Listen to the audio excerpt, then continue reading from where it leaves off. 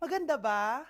Oh, mawawala ako ng 3 araw Nay, kailangan ba talaga tumuloy doon? Importante yun, anak. Minsan lang ikasal yung kumare ko, no? Tsaka sa Cebu siya gagawin, di ba? Shala. Basta Nay, mag-ingat ka ha. Oo naman, anak. Huwag ka mag-alala. O siya, naalis na ako. Mga kapatid mo,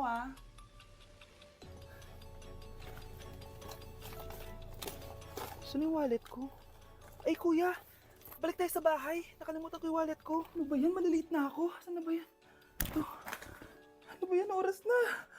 Mabuhay, ma'am. Welcome to Air Philippines. How can I help you? Ay. Miss. Dito po ba yung flight VD415? Yes po, ma'am. Check ko lang po. As per dito, ma'am, nakaalis na po yung aeroplano. Ha? Hindi ako pwede malit sa kasal na kumare ko. Kailangan ko umabol. Ma'am, kailangan niyo po ulit mag-rebook ka. So, ang next available flight is bukas pa po, ma'am. Ano ba yan? Gawin mo ng paraan. Diyos ko, sayang lang pera ko. Wala palang kwenta tong airlines niyo eh. Uwi na nga lang ako. Sorry, ma'am. Oh, Nay, nandito ka na agad? Akala ko ba 3 araw ka mawawala? Eh di ayun, naiwan ako ng aeroplano.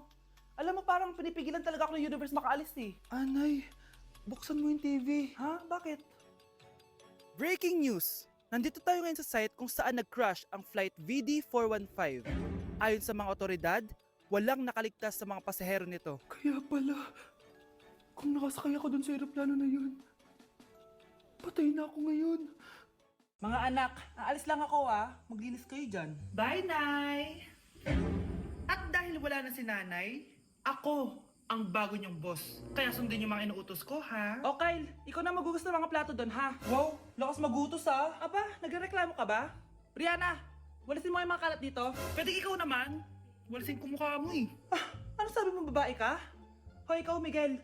Ikaw gumawa ng assignment ko, ha? Ang lala ng babaeng to. Sa bobo pa papagawa ng assignment. Matutulog lang ako, Dapat pagkagising ko, tapos na lahat yan, Nakakainis si ate. Sobrang tamad na. Dami pang inuutos. Ano magagawa natin? Favorite kasi ni nanay yan eh. Isumbong na natin niya kay nanay. Hindi pwede inaalipin niya tayo ng ganito. Anong isusumbong ha? Akala niyo hindi ko kayo naririnig? Magtrabaho kayo doon! Tama na ate! Sawang-sawa na kami. Puro kautos. Malinaw naman sa inyo, di ba? Na pag wala si nanay, ako ang boss. Sinong boss? Ha? Wala nay. Actually, kakatapos ko lang maglinis ng bahay, Lu, sinungaling. Scarlett, huwag mo na ako lokohin. Hindi naman talaga ako umalis dito. Sinisigurado ko lang kung naglilinis talaga kayong lahat. At tama nga yung sinasabi ng mga kapatid mo, na para kang boss umasta dito sa bahay. Anay. Mga anak, kayo na bahala sa ate nyo. Utusan nyo ng utusan yan. Ate, ikaw na magugas ng mga plato dun. Eto na. Pagkatapos mo dyan, ate, maglaba ka, ha? Oo, sige. Pagkatapos mo maglaba, gawin mo yung project ko, ha? Sige, boss. Lahat ng utos nyo gagawin ko.